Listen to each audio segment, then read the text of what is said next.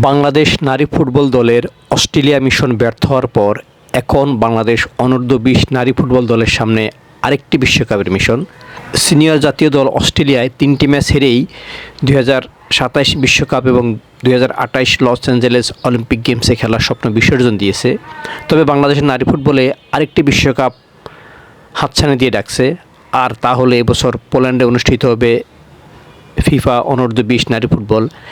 এই বিশ্বকাপে খেলারও সুযোগ আছে বাংলাদেশের, যদি তারা আজ থেকে শুরু হওয়া এএফসি অনূর্ধ্ব-20 নারী ফুটবলের চূড়ান্ত পর্বে সেমিফাইনালে উঠতে পারে।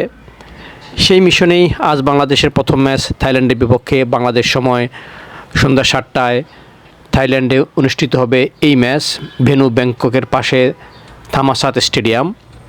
ফিফা র্যাঙ্কিংয়ে বাংলাদেশের অবস্থান এখন 113, অন্যদিকে থাইল্যান্ড আছে 52-তে।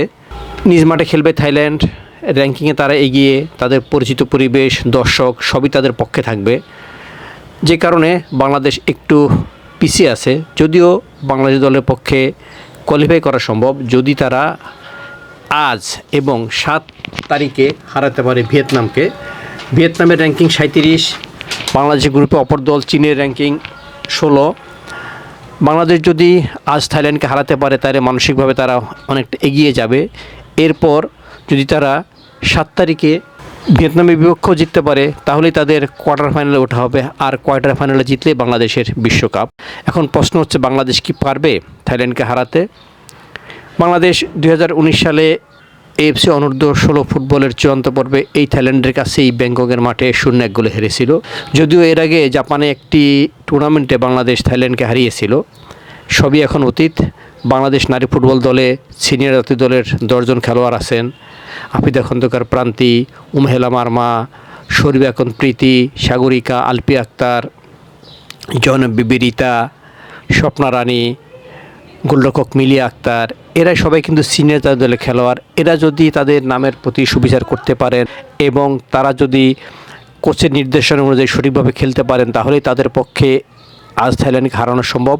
থাইল্যান্ডকে হারালেই মানসিকভাবে তারা অনেকটা এগিয়ে যাবে। এরপর পরের 2 ম্যাচ থেকে তারা যদি 1টি পয়েন্ট অর্জন করতে পারে তাহলেই তাদের লক্ষ্য পূরণ হবে। কারণ এবারের ফরম্যাট অনুযায়ী 3 গ্রুপের 2টি করে দল, অর্থাৎ 6টি দল, মানে চ্যাম্পিয়ন এবং রানার্স আপ দল কোয়ার্টার ফাইনাল উঠবে।